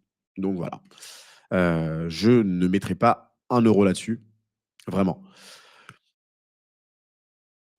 J'ai fait une vidéo sur Warren Buffett, jamais ça vous intéresse. Vous savez quoi, je vais vous la partager tout de suite. Comme ça, tiens, vous allez aller regarder Entrepreneur Mindset, la chaîne principale également. Parce que je parle d'analyse du coup de business dessus. Mais Warren Buffett, vu que je suis un grand fan de Warren Buffett, j'ai fait une vidéo là-dessus. Je vais vous partager la vidéo. Hop, c'est celle-ci, si jamais vous avez le temps. Franchement, c'est un documentaire. Voilà, ça vous explique un peu son histoire. C'est voilà, c'est pas son livre. Hein. Encore une fois, son livre est largement plus intéressant que ça. Donc, je vous conseillerais plutôt d'aller lire sa biographie qui s'appelle L'effet boule de neige. En plus, j'adore le nom. Et d'ailleurs, j'ai une autre vidéo de Warren Buffett qui peut être très intéressante également, que je vais vous partager, qui là, pour le coup, parle de la manière d'investir. On parle de mindset. Donc, n'hésitez pas. Euh, je me cache pas, hein, pour le coup, à Bakar, j'ai un compte Instagram, donc vous pouvez y aller, il n'y a pas de souci. C'est juste que, en fait, dans la crypto, alors pourquoi j'ai jamais montré mon visage? Il y a deux raisons pour lesquelles j'ai jamais montré mon visage sur Crypto Mindset. C'est que déjà, en termes de. Je me rappelle au début, quand j'ai lancé la chaîne, parce que quand j'ai lancé mon autre chaîne, j'étais en facecam. Le jour où je devais faire la première vidéo, j'étais pas coiffé et je me suis dit, no way, il n'y a pas moyen que je fasse comme ça. Donc, je vais juste enregistrer un audio et je vais faire un montage par-dessus. En fait, j'ai vu que ça fonctionnait bien et je me suis dit, voilà, je ne vais pas me prendre la tête. Mais il n'y a pas de reveal. Je pourrais faire un. J'aurais dû te teaser, j'aurais jamais dû te dire ça, Bakar. J'aurais dû te teaser et te dire, si on atteint 100 000 abonnés, je fais le reveal de mon visage. Mais non, du coup, il est déjà out there de partout. Donc, euh, donc voilà. Euh, et du coup, Crypto Mindset, en fait, c'est même devenu un podcast, en fait, simplement parce que je me suis rendu compte que finalement, vous écoutiez les vidéos. Il y a beaucoup de gens qui m'ont dit, j'écoute tes vidéos et je ne les regarde même pas. Donc, écoute, pourquoi montrer ma tête si vous êtes là pour pouvoir prendre de la connaissance? Donc voilà. Donc maintenant, je le fais en mode podcast, tout simplement. Mais je suis partant pour d'ailleurs, pendant les lives, éventuellement, revenir sur le devant de la scène. Polygon, bonne question. Bonne question, ETH Trader. Polygon. Polygon, c'est un des premiers tokens que j'ai acheté. Je crois que ça devait être le troisième ou le quatrième que j'ai acheté. Parce que pendant le cycle précédent, c'était un token qui avait grave le vent en poupe. Et on pensait vraiment que ça allait être d'ailleurs l'Ethereum Killer. Hein, pour le coup, les R2 et tout, que ça allait tuer Ethereum, que ça allait être le nouveau truc et tout. Et en fait, finalement, ça a un peu fait pchit, pour être honnête. Je sais qu'il développe à mort Polygon pour le coup et qu'il y a beaucoup de choses qui se passent sur la blockchain. Je les suis un peu de loin. Je ne suis pas un expert de Polygon parce que j'ai désinvesti en Polygon, j'ai plus l'argent là-dedans. Oui, j'ai pas fini d'ailleurs mon explication, Charlie. C'est bien que tu dises ça. Vivons, vivons heureux, vivons cachés. Exactement. C'était l'une des raisons parce que qu'est-ce qui m'a fait me dire, mec, ne montre jamais ton visage sur la chaîne Crypto Mindset. Je ne sais pas si vous connaissez parce qu'on parlait de créateur de contenu tout à l'heure. Merde, comment il s'appelle? Pardon pour mes gros mots, mais comment il s'appelle? Sébastien, je crois. C'était un créateur de contenu belge sur la crypto-monnaie. J'adorais son contenu, franchement, il était vraiment, vraiment bon. Et il a tout arrêté. J'avais pris sa formation d'ailleurs. Il a tout arrêté du jour au lendemain parce que sa femme s'est faite kidnapper, je crois, si je dis pas de bêtises. Et il a tout arrêté. Et je me suis dit, oula, est-ce que j'ai envie que ma femme se fasse kidnapper? Non, pas vraiment. Est-ce que j'ai envie de me faire kidnapper? Non plus. Donc voilà, donc je me suis dit, je vais mettre ça de côté, mais bon, au final, comme je vous dis, in fine, j'ai quand même un compte Instagram, j'ai une chaîne YouTube, j'ai une autre chaîne YouTube. Donc voilà. Mais oui, ça, on pourrait en parler, c'est un autre sujet, les amis, mais j'ai pas envie d'entrer dans la politique. Mais la sécurité en France, d'ailleurs, en étant à Dubaï actuellement, je vous le dis, c'est un truc de fou. Franchement, euh, on se demande comment ça se fait. En fait, c'est ce que j'explique aux gens que je rencontre ici et mes amis. Du coup, j'ai plusieurs amis à Dubaï, que en France, en fait, étant né en France, ayant grandi en France, on s'habitue en fait à l'insécurité. On trouve ça normal. En fait, il n'y a rien qui nous choque. Et en fait, on vient dans des endroits comme Dubaï.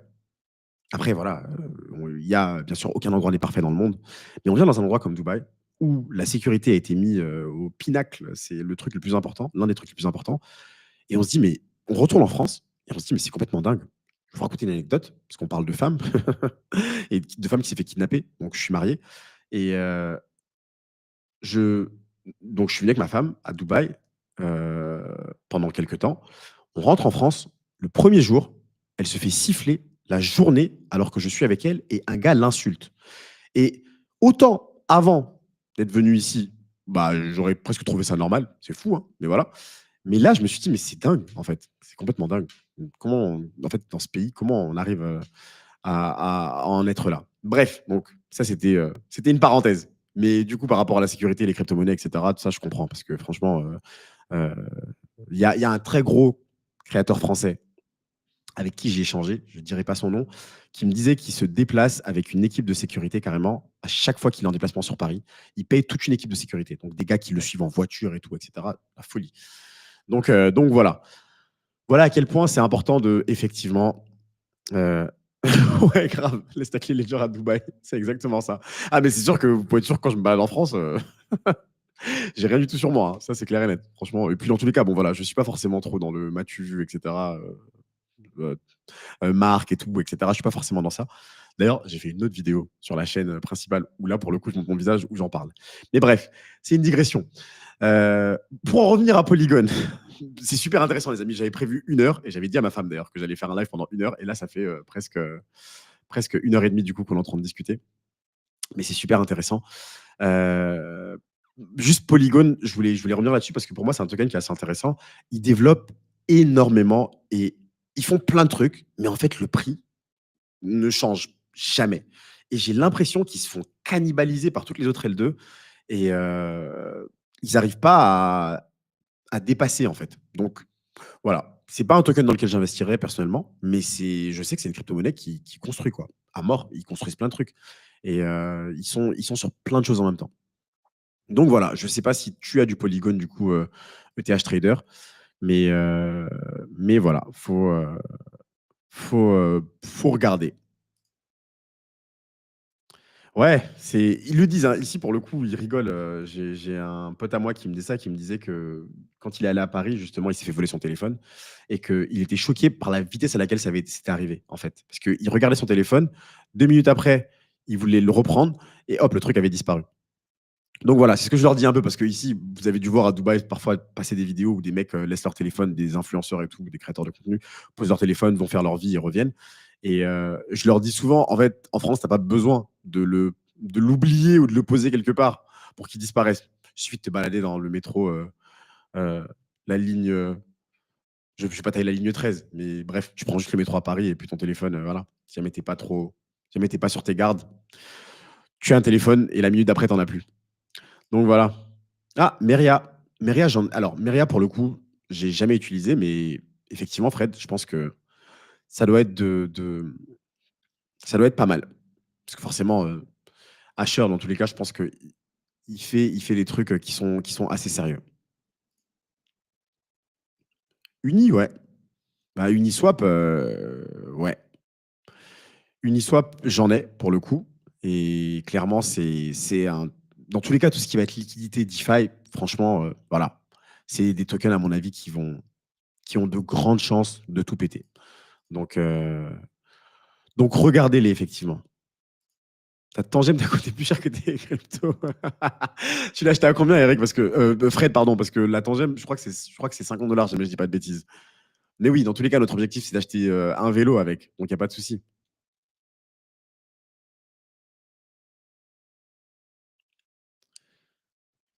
Eric Larchevêque. Ouais, bah écoute, franchement, avec ce qu'il a fait, en tout cas, franchement, voilà, on peut que. Moi, je pense en tout cas qu'on peut qu'applaudir hein, ce qu'il a fait, Eric Larchevêque, par rapport à son projet. Donc, on espère. Dans tous les cas, on veut voir des gens qui pèsent, qui croient en Bitcoin, qui investissent là-dedans. Je vous ai promis, d'ailleurs, depuis un petit bout de temps, il faut vraiment que je le fasse parce que je pense que ça va être très, très intéressant pour vous. Une vidéo sur la manière de vivre de ces Bitcoins sans avoir à jamais les vendre. Et ça, d'ailleurs, du coup, maintenant, c'est un peu mon objectif. Je vais voir. Hein. C'est pas dans mon plan encore parce que mon plan, bien sûr, ça sera de prendre un maximum de profit avant la fin du cycle, même si je vais rester quand même investi à un certain niveau. Bref, on en parlera dans tous les cas en temps voulu. Mais maintenant, honnêtement, mon mindset commence à changer et je me dis que potentiellement, avec cette stratégie-là, de vivre sur ces bitcoins, en fait, à long terme, bah, j'ai même plus envie de m'en séparer, en fait, simplement. Parce que si on prend le truc à l'envers, il y a, il y a un supply extrêmement limité, du coup, de bitcoin. Euh, c'est de plus en plus rare. Et en fait, je me dis, quand je vends du bitcoin, j'ai l'impression de me séparer d'un truc qui aura juste plus de valeur demain. Donc, c'est comme si j'acceptais de perdre de l'argent, même si je le vends en profit. Je ne sais pas si vous arrivez à comprendre ce que je veux dire. En fait, c'est juste que j'ai la conviction que le Bitcoin, dans le futur, va constamment prendre de la valeur. Parce que, grâce à nos super dirigeants, les monnaies fiat ne font qu'en perdre, en fait. Et vu que il est en opposition, forcément, demain, il y aura plus d'impression monétaire, donc de la dévaluation, de l'inflation. Donc Bitcoin va valoir plus, mécaniquement. Et le fait de le vendre, ben, j'ai l'impression de me faire entuber. Voilà. Donc, je me dis, je j'ai plus envie d'en vendre, en fait, simplement. Voilà. J'ai envie de garder tous mes bitcoins. Donc, c'est pour ça que je pense que cette vidéo va être importante. Je vais vous la préparer. Je ne sais pas encore quand, parce que j'ai beaucoup de choses qui sont prévues là. Mais il faut vraiment que je vous la fasse. Je pense que ce serait une grosse vidéo sur comment vivre de ces bitcoins sans avoir à les vendre. Bah, c'est exactement ça, Bibi. Franchement, ça me fait un peu ça, honnêtement. Ça me fait un peu ça. Quand j'en ai vendu, il n'y a pas si longtemps que ça, et je me disais, mais en fait, c'est bête comme action. Pourquoi tu fais ça? Tu prends des profits, mais en fait, non, tu prends des profits, tu prends une perte plutôt sur le futur. Donc, c'est un peu mon état d'esprit par rapport à BTC. Et là, j'ai recommencé un DCA dans tous les cas. Là, j'en achète. Je suis en train d'essayer d'en acquérir un maximum. Mais ouais, exactement. T'es comme Picsou, c'est ça. Tu te dis pourquoi tu veux vendre. Ouais, on va parler en Satoshi, effectivement. On va faire ça maintenant. Mais Sui, je vous ai fait une vidéo sur Sui. Il y a une vidéo sur Sui sur la chaîne. Je pense également, c'est potentiellement d'ailleurs le Solana de ce cycle. Donc, c'est une très bonne crypto-monnaie. Mais voilà, vous pouvez aller creuser un peu par rapport à Sui. Très très bonne layer one. Mais par rapport à BTC, en tout cas, tu as très bien résumé ma pensée. Euh, par rapport à Tangem, je te comprends parce qu'on a fait un partenariat. Moi, ils m'ont proposé du coup la bague et franchement, je leur ai dit que ça m'intéressait pas parce que j'ai pas envie de me balader avec un truc où tout le monde sait que tu as des crypto-monnaies en fait. Donc je comprends. Je comprends. C'est vrai que je sais que c'est cool, c'est super cool d'avoir ta bague, tu la débloques et tout sur ton téléphone. Mais est-ce que j'ai envie de me balader avec ça? Non. Moi, je le fais pas personnellement. Donc, je ne peux pas te conseiller de le faire non plus. Tout dépend, tu vis où à Babacar? T'es où? Si t'es dans une ville ultra safe, en Europe, je sais pas, à part la Suisse, peut-être, Genève, je dirais, peut-être que c'est super safe. Mais à part ça, je vois pas où. Je te dirais, balade-toi avec. Exactement. Exactement. Des chams. C'est parce qu'on voit à trop court terme et c'est comme ça que j'ai toujours pensé. Mais par rapport à Bitcoin, j'ai de plus en plus de mal à voir à court terme, en fait. Je sais pas, je suis concentré sur le Bitcoin à 1 million et je me dis, bon, si jamais on arrive à voir à long terme, j'écoutais un podcast super intéressant d'ailleurs sur le fait de voir à long terme ces derniers temps. Il disait en fait que plus ta vision à long terme est grande et plus tu as. En fait, finalement, c'est comme le levier. Plus il est long, c'est Archimède qui disait ça. Donnez-moi un levier assez long et un point d'appui suffisamment fort et je soulèverai le monde, en fait. Donc, ton levier, c'est également le temps, en fait. Donc, si jamais tu as un horizon de temps suffisamment long, bah forcément, tu vas arrêter de voir à court terme et tu vas gagner beaucoup plus également. Ça, c'est important parce qu'on sous-estime également ce qu'on peut gagner en 3 mois. On surestime pardon, ce qu'on peut gagner à court terme et on sous-estime ce qu'on peut gagner à long terme, en fait. La magie des intérêts composés, vous devez connaître. Donc, ouais. Ah oui, Monaco, pardon. Pardon, pardon, pardon. J'ai oublié Monaco. Monaco, bien sûr. Je crois que c'est la ville la plus safe d'Europe, je crois. Je pense Monaco, en tout cas. Donc, si t'es à Monaco, pas de souci. Barbès, évite. Ou Gare du Nord. Gare du Nord, je crois que c'est l'endroit le plus flippant de Paris, à mon avis. Donc, si t'es à Gare du Nord, voilà, faut éviter. Alors, tu parles du coup de Polygon par rapport au fork. Ils travaillent beaucoup, le fork a bien fonctionné, les institutions l'utilisent beaucoup. C'est ça, exactement. Franchement, Polygon est grave utilisé par les institutions. En fait, je le vois de partout et je me dis, c'est fou quand même que le token n'ait pas pris par rapport à ça.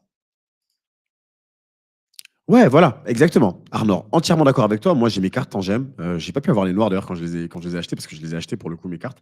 Mais j'ai pas pu avoir la noire, j'ai la blanche. Mais franchement, Elles sont stylées, c'est super simple d'utilisation. Pour ceux qui savent pas c'est quoi, hein, c'est en fait, c'est une carte, comme une carte bancaire que vous tapez avec le NFC du coup de votre téléphone et en fait, ça lie votre clé privée et ça vous permet de débloquer vos trucs. Vous avez plus besoin de taper, comme la Ledger, le mot de passe et cetera et cetera. Donc heu, donc voilà. Franchement, je vous en parlais dans une vidéo et j'en rigolais en fait à l'époque quand je vous l'ai dit, mais en fait, je crois que ça va être ça l'objectif, hein, ça va être de léguer nos BTC à nos enfants. Ils vont être Gucci, comme tu dis. On va pas être de la même génération, toi, parce que ça, c'est les jeunes qui disent ça, les plus jeunes que moi. Moi, j'ai 35 ans, qui disent Gucci. Mais oui, c'est exactement ça. Ils vont manger Gucci, je crois que vous dites, les plus jeunes. Mais ça va être l'objectif, vraiment. Ça va être de se dire, en fait, je les accumule comme de l'immobilier, comme de l'or, en fait, finalement. Je veux dire, l'or, voilà, vous en gardez le plus possible pour pouvoir les léguer à vos enfants, bah, ça va être exactement la même chose, simplement. À la différence de l'or, c'est que Bitcoin, c'est fini. Je veux dire, on sait exactement combien il va y en avoir. Et ça va être de plus en plus difficile d'en avoir. Donc, franchement, les amis, encore une fois, notre financial advice, mais moi, je pense que je vais juste les garder et essayer de plus jamais en vendre. Je veux dire, c'est comme pour l'or. Parfois, on n'a pas le choix. Tu es obligé de vendre tes bijoux de famille, comme on dit. Mais l'objectif, ça va être d'en garder le plus longtemps possible. Stellar, j'ai promis une vidéo d'ailleurs là-dessus. C'est un peu l'équivalent mais de XRP, mais quand même, pour moi, c'est mon avis personnel, j'ai moins de conviction sur Stellar que sur XRP. Mais c'est quand même un très beau token. Tao, c'est un de mes tokens favoris du cycle qui, je sais, déçoit beaucoup de monde, mais en fait, tout dépend de quand vous êtes rentré sur Tao. Parce que même si vous êtes rentré à 30 dollars, on va aller regarder le cours de Tao. Mais Tao, si je ne dis pas de bêtises, nous a pratiquement fait un, un fois, on était pratiquement monté à un fois 10 à un moment donné sur Tao. Je vais vous partager le graphique de Tao. Vous allez voir, en fonction de quand vous êtes rentré sur Tao, bah, il y a déception et pas déception. Parce que là, si vous regardez CoinMarketCap, on a 293 dollars. Bon, déjà, il a fait plus 23 000 Mais bref, il y a 2 ans maintenant, il était à 40 dollars. Et il est monté à un moment donné, plusieurs fois d'ailleurs, à plus de 600. Donc, non, on a fait le fois 10 en tous les cas sur Tao. Et j'ai commencé à en accumuler à peu près dans ces eaux-là, je pense, à peu près par là, moi. Donc voilà, je suis en profit sur Tao. Voilà, il n'est pas là où je pensais qu'il allait être pour fin 2026, mais quand même, ça reste un très beau token. Et surtout, encore une fois, utilité, les amis. Je veux dire, il y a le prix, c'est vrai, mais si vous avez une conviction et que vous savez pourquoi est-ce que vous avez acheté ce token-là, ben, il y a, vous avez moins de stress par rapport au fait qu'il n'a pas encore atteint son prix, parce que vous savez qu'éventuellement, à un moment donné, il va l'atteindre, en fait. Donc, euh, donc voilà.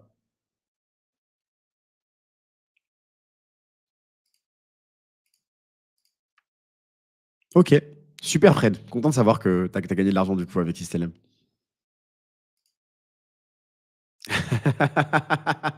23 ans, bon, t'es quand même beaucoup plus jeune. Mais c'est marrant que tu me parles, que tu me dises que tu es 23 ans parce que le mec dont je vous ai parlé tout à l'heure qui a lancé sa boîte à Dubaï, il a 23 ans. Et je suis impressionné par votre génération. Moi, je dis souvent que j'ai dû travailler à ton âge. Non, bon, j'étais déjà employé en CDI, j'ai de la chance. Mais j'ai dû travailler au McDo quand j'étais étudiant et je vois les jeunes de mon âge. Parce que moi, j'ai une brûlure à vie d'ailleurs du McDo. Je gagnais 400 euros par mois en flippant des burgers. Et les jeunes de cet âge-là, aujourd'hui, ils ont des opportunités de malades. Je rencontre des gens de 18 ans qui font, je sais pas, 10 000 euros par mois avec un business en ligne. Et je trouve ça incroyable, en fait. Je trouve ça vraiment incroyable, les opportunités que vous avez et vous les saisissez surtout. Vous avez un mindset que nous, on n'avait pas. Moi, à cet âge-là, l'argent que je gagnais, c'était pour pouvoir aller m'amuser avec mes potes, quoi. Et là, aujourd'hui, je sais pas, je vois des jeunes vraiment, vraiment déterminés. Donc, c'est cool. Profitez de la vie quand même. Bien sûr, c'est important. Mais c'est cool. Exactement. Je pense que ça va être la même chose.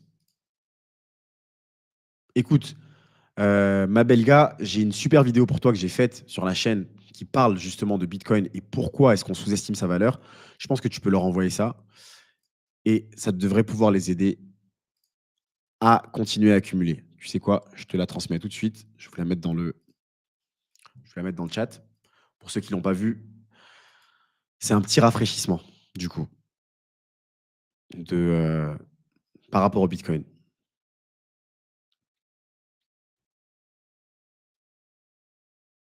T'as gagné également avec Tao, décidément Fred, t'as gagné un peu avec tout, hein. Donc bravo. Ouais, exactement, exactement, je suis d'accord avec toi. D'ailleurs, j'avais commencé, j'ai écrit un script par rapport à Zcash que j'ai jamais sorti parce que le jour où j'allais la sortir, il y a eu le crash, radical. Là, on avait perdu, je crois que Bitcoin avait perdu presque 10 du coup ce jour-là. Je me suis dit: «Oups, si jamais je leur parle d'un token qui a du potentiel, je vais me faire insulter, donc je vais pas la sortir». Mais j'ai ce script qui est prêt d'ailleurs sur Zcash et sur le narratif justement de la privacy. Et je pense que ça peut être intéressant, donc je vais vous préparer ça. Eh ben non, figure-toi que non, je n'ai jamais entendu parler d'Inspect. On va aller regarder, qu'est-ce que c'est? Inspect, je ne connais pas. Ouais, alors tu vois, pour le coup, c'est une petite market cap. Elle est 1319e et je les fuis comme la peste. Là, à ce niveau du cycle, en tout cas, les petites market cap, déjà, vu les claques qu'on s'est pris sur des cryptos OG qui ont des milliards de dollars de market cap, ça a été radical. Alors, imagine sur les petits tokens. Si jamais on regarde sur un an, qu'est-ce qu'elle a fait? Regarde, ce genre de graphique-là, pour le coup, tu vois, je te dis, j'ai des convictions et je tiens, je tiens à pas faire de crise cardiaque. Bah, là, littéralement, c'est le genre de token qui te fait faire des claques. Il a fait passer de 7 centimes à je sais même pas comment on dit ça. Tu vois, donc, et après, il remonte et après, hop, il repart. Donc, j'avoue que je reste très, très, très, très loin de ce genre de token-là. Mais du coup, on va regarder quand même qu'est-ce que ça donne. Qu'est-ce qu'il dit, ce token? Ah, déjà, je vois un truc en plus que j'aime pas du tout non plus. Même si vous allez me dire XRP, etc., etc., mais encore une fois, c'est différent. Mais c'est les tokens qui ont un unlock, qui ont. Bon, quoique ça va. En circulation, on a quand même 80% de la supply. C'est quand même pas mal. Mais voilà. Ah, quand c'est des petites market cap comme ça, souvent, ça veut dire que les créateurs ou les investisseurs qui ont investi en premier peuvent dump sur nos têtes radicalement. Et ça, franchement, j'aime pas ça. Donc, rien qu'en regardant déjà les charts, j'ai pas regardé ce que ça fait, mais je suis pas fan. Après, c'est un risque. Bien sûr, encore une fois, jamais tu mets 1% de ton portefeuille là-dessus, j'ai envie de dire pourquoi pas, why not? Si jamais tu y crois, go. Mais voilà. Mais bref, on va quand même regarder quand même de quoi il parle ce token. Donc Inspect, c'est la couche de. Ah, mais c'est un truc. C'est un. Mince, j'ai perdu le mot. C'est un. Désolé, je ne me rappelle plus du mot. Bref. Donc c'est un layer 2 du coup sur BitTensor, mais ça a un mot. Ça a un nom. Donc spécialement conçu pour alimenter l'infrastructure financière. Non, bah, je connaissais pas du tout, figure-toi.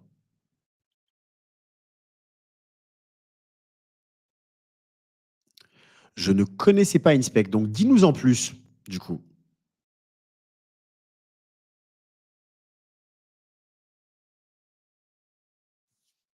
Écoute, je vais creuser quand même. Je vais creuser quand même parce que j'aime bien connaître. Après, il y en a 1 milliard du coup de couches, de deuxième couche du coup sur BitTensor, mais j'aime bien les connaître. Donc, si jamais tu m'en parles, ça peut être intéressant. Ah ouais, sérieux, Bibi? Bah dis donc, c'est cool. T'as un PRU de combien du coup, un prix d'achat moyen de combien sur le Bitcoin?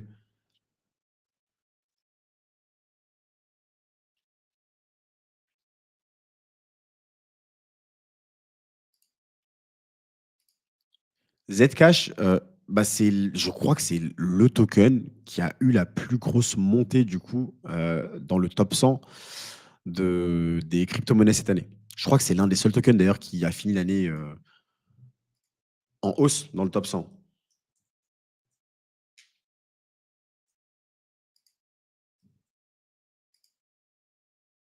Encore en hausse de 10%. Regardez-moi ce graphique de fou. Et c'est un peu toute sa narrative d'ailleurs qui a pris. Donc je pense que ça peut être très intéressant.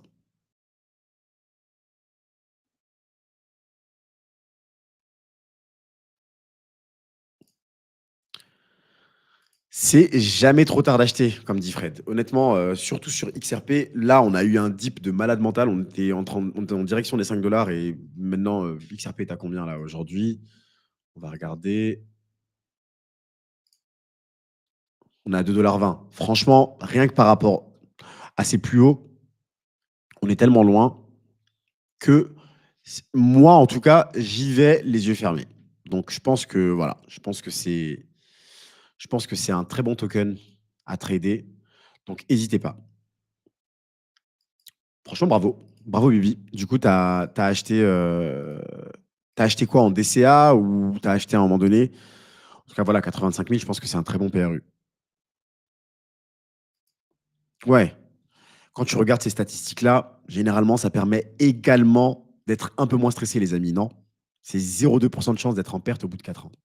Et c'est un peu ce que disait Mike Seller, d'ailleurs, au final. Donc, c'est aussi pour ça qu'il y va à fond. Non, j'ai pas de Cardano. J'ai pas de Cardano. Je vous ai fait une vidéo là-dessus, par contre. Cardano, c'est un token qui est bizarre. Parce que c'est un projet qui est top, mais en fait, qui est peut-être incompris, je pense. Je pense que c'est un incompris Cardano. Et c'est un de ces tokens, en fait, qui, justement, pour moi, vu qu'il est un peu incompris, j'ai peur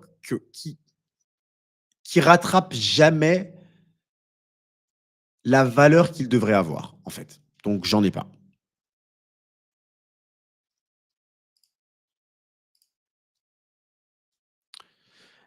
Alors, XRP, t'en as vendu. Ah ouais, d'accord. T'as vendu pile avant le règlement de la SEC, du coup, ça veut dire, non? C'est énorme. Désolé pour toi, franchement, c'est fou, hein, parce que tu vends, ça c'est la pire sensation. Quand tu vends un token et qu'après tu vois. C'est pour ça que c'est toujours intéressant de garder ce qu'on appelle un moonbag. Donc voilà, les amis, je pense que je vais doucement commencer à arrêter ce live parce que, comme je vous ai dit, il est 2h41 à Dubaï et, et demain, je dois retourner du coup à la Bitcoin conférence. Ça recommence à 10h. Donc, et ça va être une super journée, je pense. Donc, je vous ferai également des retours par rapport à ça. J'en profite parce que je vous ai sous la main, mais n'hésitez pas à me dire hein, qu'est-ce que vous voulez voir plus sur la chaîne, qu'est-ce que vous aimez. Vous m'avez dit là, voilà, les métaphores, vous aimez bien, donc ça c'est cool. Qu'est-ce que vous voulez moins voir, qu'est-ce que voilà, ce serait quoi les concepts qui vous intéresseraient pour 2026. Je pense qu'on fera un live d'ailleurs pour le passage en 2026, tous ensemble, pour ceux que ça intéresse, qui n'ont pas de vie, comme moi. Bref, n'hésitez pas du coup. Ah oui, j'en profite parce que également, pour le coup, on va faire un peu de pub pour Crypto Mindset quand même. On a sorti un super produit du coup avec Yolande. Je vais vous partager ça à la place, qui s'appelle Crypto Compass. Parce que vous avez été nombreux du coup à me demander qu'est-ce que j'utilisais pour pouvoir suivre mes cryptos et tout, etc. En fait, moi, je m'étais créé un dashboard personnel, tout simplement, que j'utilise tout seul, que j'ai créé avec un Excel, parce que j'aime bien ça du coup pour pouvoir suivre. C'est ce que je fais par rapport à mes finances perso d'ailleurs. Et, et en fait, on s'est dit, suite à vos demandes, bah, on va peut-être juste faire un truc qui conviendrait à tout le monde et on va vous le proposer du coup. Donc, on a créé un dashboard dédié à la communauté qui vous permet de suivre vos cryptos avec une touche mindset. Donc, Crypto Compass, du coup, c'est là-dedans. Il y a déjà pas mal de gens de la communauté qui l'ont pris. On avait fait une offre pour le Black Friday, donc ils en ont profité, etc., pour pouvoir le faire, parce qu'on a lancé du coup Black Friday. Mais en fait, je l'ai vraiment pensé, un peu comme aujourd'hui ce qu'on est en train de faire, comme un outil participatif en fait qu'on va améliorer du coup au fur et à mesure avec vos retours et on fera des lives dédiés pour Crypto Compass parce que voilà, c'est une V1, voilà, me jetez pas la pierre si jamais il est pas si c'est pas l'outil en tout cas ultra design et tout, etc. Parce que voilà, par contre, on a mis tout notre cœur là-dedans avec Yolande pour pouvoir le faire. Et normalement, il répond déjà à toutes les problématiques que vous pouvez rencontrer parce que moi, je l'utilise personnellement. Et en plus, on l'a amélioré. Mais voilà, c'est un outil qui est évolutif. Je vous partage un peu mon rêve parce que je suis un grand rêveur et je pense que c'est important. Ce serait carrément d'arriver en fait à un outil, à une application mobile qu'on lancerait du coup avec Crypto Compass qui permettrait du coup digitalement d'avoir tout directement sur votre iPhone et tout. On n'en est pas encore là. Mais voilà, c'est un peu l'idée. Et l'idée, c'est également du coup bah, d'avoir toutes les mises à jour du coup gratuites de Crypto Compass si jamais vous prenez celle-là, avec en étant un peu les fondateurs du coup de Crypto Compass. Et en fait, je me suis dit aujourd'hui que j'allais mettre également un code promo pour la Binance conférence qui serait Binance et qui vous offre 40% de réduction. Donc, si jamais ça vous intéresse, n'hésitez pas à les récupérer et n'hésitez pas à aller faire les retours. Également là-dessus, voilà, moi je suis preneur. N'hésitez pas à venir m'en parler sur Telegram. Si jamais il y a des choses que vous avez vues qu'on peut améliorer et tout là-dessus. Encore une fois, hein, je lui dis ça moi sur ma chaîne principale quand je l'ai lancée, c'est on avance ensemble et c'est vraiment mon mindset. Je veux dire, je me suis lancé pour pouvoir avoir une communauté autour de moi avec laquelle on va grandir. Donc voilà, je crois que c'est tout. On a fait le tour. Vous avez le lien de Crypto Compass dans la description. Je peux vous le mettre également ici. Tiens, allez, hop.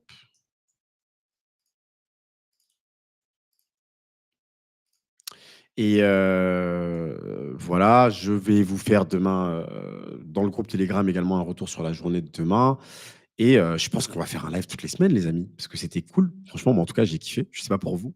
C'était génial de pouvoir échanger avec vous comme ça. En plus, bon, j'avais préparé un peu la conférence, mais finalement, on a tellement de choses, qu'on pourrait, qu'on pourrait échanger du coup ensemble du coup sur des sujets qui vous intéressent, etc. On préfère plein de trucs. Bah, pourquoi pas d'ailleurs vous faire participer au live pour ceux que ça intéresse carrément, j'y pense.